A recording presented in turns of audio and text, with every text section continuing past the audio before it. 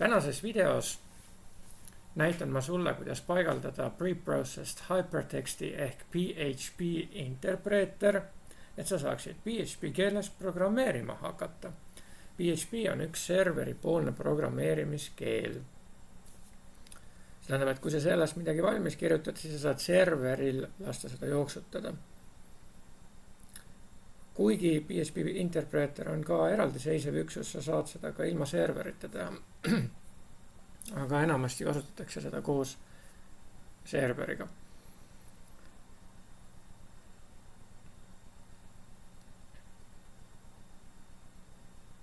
PHP aktuaalne versioon on 7. Mina alustasin, kui oli PHP 3. Objektorienteeritus lisati juurde versiooniga 5. Nüüd vaatame kõigepealt, kus maani me oleme jõudnud. Kui eelmisel korral me saime mingisuguse pildi ette server-side programmingi projekti kohta, ma võtan selle nüüd uuesti lahti, server-side programming, ja me näeme siin loetelu, erinevate õpilaste kataloogid on siin ja minu kataloog ka. Ma lähen siia sisse. Kuigi selles kataloogis on üks index.php fail, siis praegu näidatakse siin valget lehte.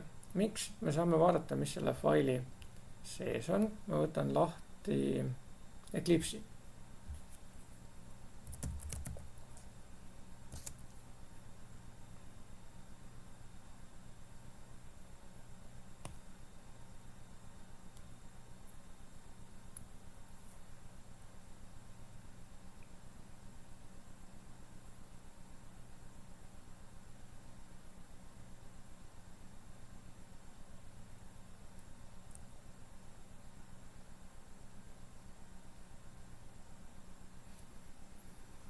Eclipse on lahti.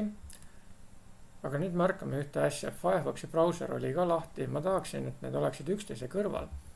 Sest et ma niimoodi võtan siit ülevalt kinni ja lohistan selle serva ja siis paigutatakse see rakendus ilusasti poolele kuvale. Nüüd on mul paremal pool Eclipse ehk arenduskeskkond ja vasakul pool on mul testkeskkond ehk veebilehitseja, kus ma saan oma koodi tulemust näha. Kui sul on väiksem kuva, siis tasub mõlemat rakendust näidata üle terve ekraani, aga praegu on mul kuva piisavalt lai, nii et ma saan neid kahte akent üksteise kõrval hoida. Muide ka siis, kui sul on mitu kuva, siis sa saad ise valida, et millisele kuvale sa saadad Eclipse'i, millisele võib-olla terminali, millisele veebilehitseja. Mis ma siin siis nüüd vahepeal olen teinud? Näed, kuidas ta siin lahti tuleb. Algselt ta ei olnud niimoodi, aga ma tegin, et ta oleks niimoodi. See tuleneb sellest, et ma minimeerisin selle akna ja muide paremal pool ma tegin samamoodi outline'iga. Võin teha siin restore ja siis tekitatakse selline paneel siia kõrvale. Ja kui ma tahan seda taas minimeerida, siis ma vajutan sellele väiksele minimize nupule. Siis on mul rohkem ruumi keskel. Nii, computer science. Ma vahepeal eemaldasin selle server-side programming projekti siit. Ma nüüd lingin selle siia uuesti.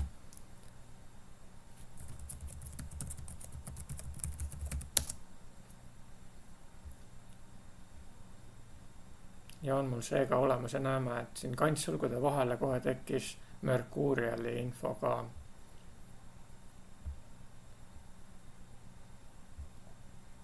Siin sees on minu index.php fail.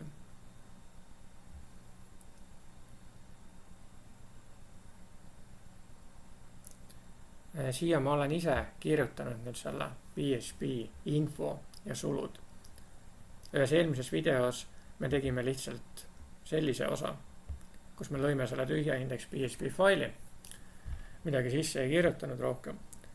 Siis nüüd ma kirjutan siia sisse PHP info ja 2 sulgu. Näed, kui hiirega siia kohale minna, siis tekib selline must, kuidas me seda nimetame nüüd, title või modaalaken, kus me näeme selle meetodi kirjeldust. Ja siin öeldakse outputs information about PHP's configuration. See on siis selle meetodi kirjeldus, mida see teeb. Ja näeme ka meetodi signatuuri PHP info sulgudes int ja siis on taalamärk what ja is ja null. Ja siis on veel colon ja bool. Nii palju infot, mis see kõik tähendab.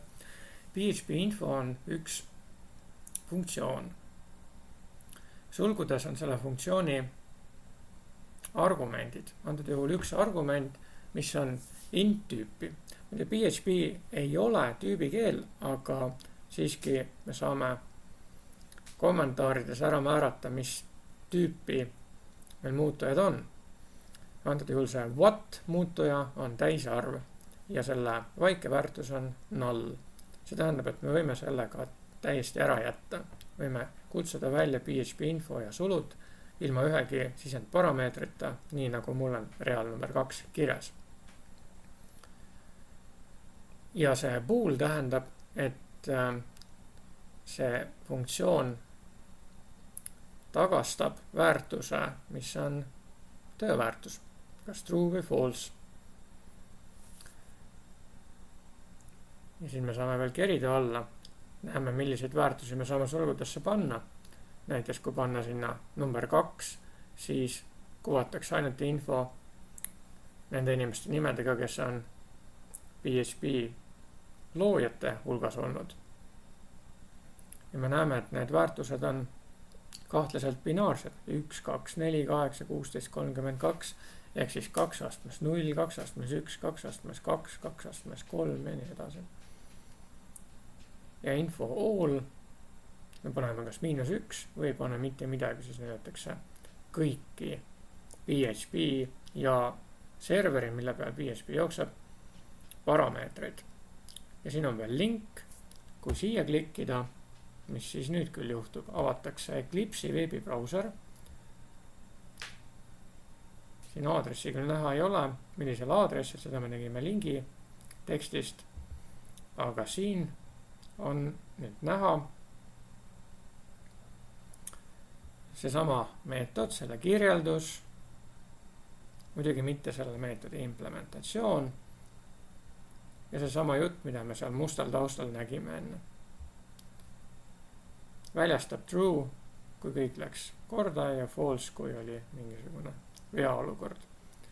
Ja all on muudatuste logi.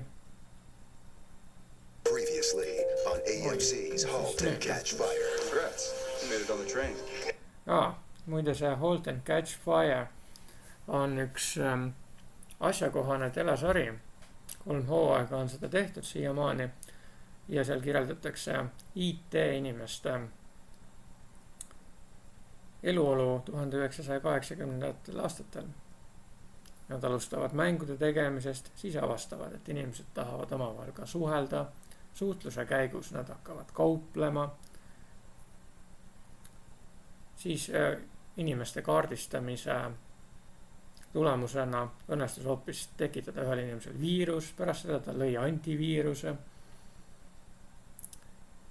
Ja alati, kui neil hakkab hästi minema, siis keegi tõmbab kelleltki mati alt ära ja see mees, kes siin vasakul ekraani servas on näha, vahetab allatasa hobuseid. Inimsuhted nii ärilisel kui ka armutasandil ja muidugi kogu see IT-valdkond, nii tarkvara kui riistvara arendamine. Soovitan vaadata.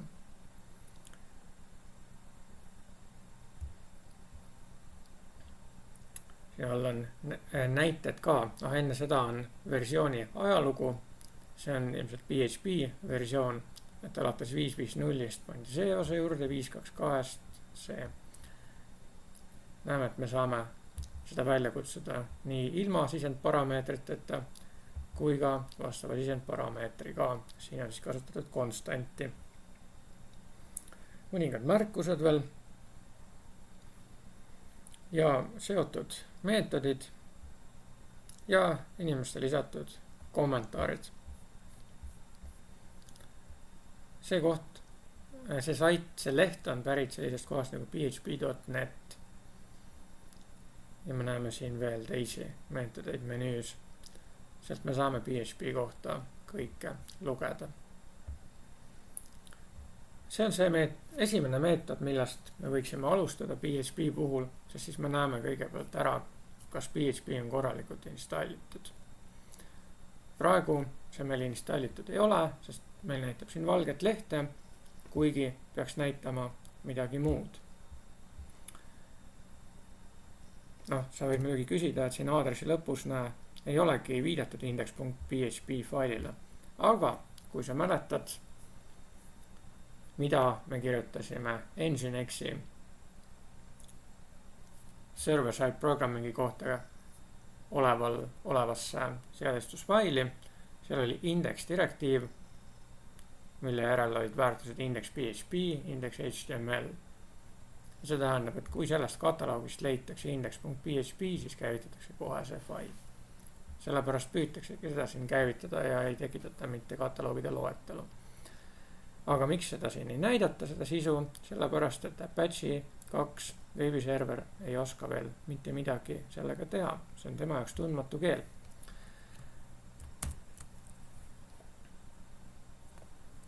Sudo apt install PHP on see rida, millega me saame PHP installeerida.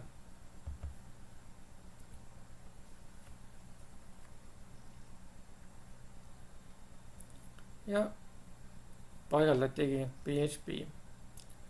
Vaatame, kas läks kohe hästi, et kas midagi juhtub siin. F5 ei juhtunud mitte midagi, Ctrl-Shift-R ka mitte midagi. Endiselt valge leht. See tähendab seda, et Apache 2 ei oska ikka veel PHP-d serveerida, interpreteerida. Mida siis vaja veel oleks? Sudo apt. Aga vaatame kõigepealt äkki vealogisse. Var log Apache 2 errors. Ja mis siin siis nüüd on?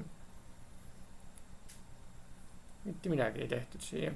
See on üks vana teade. Siit me targemaks ei saanud. Aga midagi on siiski puudu. Ja mis on puudu? Vahel võib see juhtuda, et PHP paigaldamise käigus tehakse kõik korda, seekord ei tehtud. Apache on üks server, nagu nimigi tuleneb millestki sellisest, et see nagu kokku patchitud erinevatest asjadest, on modulaarne süsteem. Ja nüüd tuleb PHP moodul sisse lülitada. Selleks on üks konkreetne käsk olemas, sudo a2 nagu Apache 2. N nagu enable ja mod. Ja vaatame, mida ta siin pakub. PHP 7.0. Nüüd me saime veateate. Could not enable dependency npm prefork. See tähendab, et PHP 7 jaoks on vaja npm preforki. Considering conflict. npm event is enabled. Järelikult meil tuleb npm event välja lülitada, siis npm prefork sisse lülitada. Sudo. Ja milline võiks olla välja lülitamise käsk? Aga muidugi Apache 2 this mod. npm event. See on nüüd välja lülitatud ja proovin nüüd uuesti PHP moodulit sisse lülitada. Nüüd kõik õnnestus. Sudo systemctl restart Apache 2. Restart toimus ja kui ma nüüd brauserisse lähen, voilà, leht on laetud ja PHP logo on näha. Alguses kohe näeme PHP versiooni 7.0.15.1 Ubuntu 4. Kokku pandud 28. veebruaril 2017 sekundi täpsusega. Ja kui me kerime allapoole, näeme kõik võimalikke Apache ja PHP keskkonna sätteid.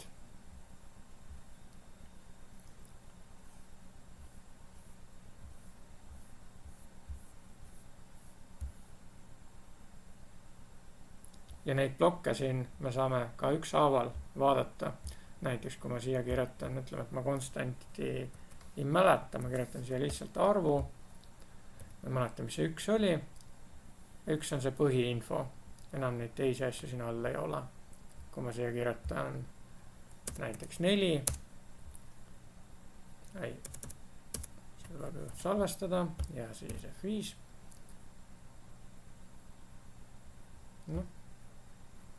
F5. Siis näidatakse seda PHP Core configurationi osa ainult. Niimoodi me saame kutsuda välja erinevaid osi. Ja kui sa mäletad konstandi nime, siis sa saad seda siin kasutada. Seega ma lähen hiirega siia peale ja vaatan kommentaarist järele, mis need olid. Näiteks info _ credits. Info credits.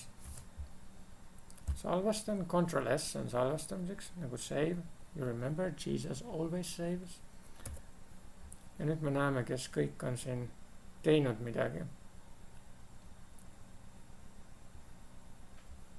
Võib-olla on mõni nimi isegi tuttav. Rasmus Lerdorf, ma ei tea. PHP autorid on siin. Nikita Popov, Jani Taskinen, Sasha Schumann, Stig Bakken. Need paljudes erinevate rahvuste esindajad vähemalt nime järgi. Ja ükski nimi päriselt mulle tuttav ei ole. Rasmus Lerdorfi nime ma olen kuulnud kuskil, kohanud. Mis me siis tegime nüüd ära? PHP installisime ja nüüd me saame testida lehti.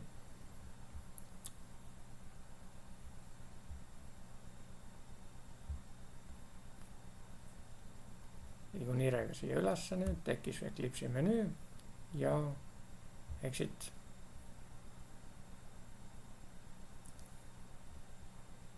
Firefoxi ka kinni ja Ubuntu. Tada! Bye bye baby, baby, goodbye. Lähden pois, vaikka mitä vaan.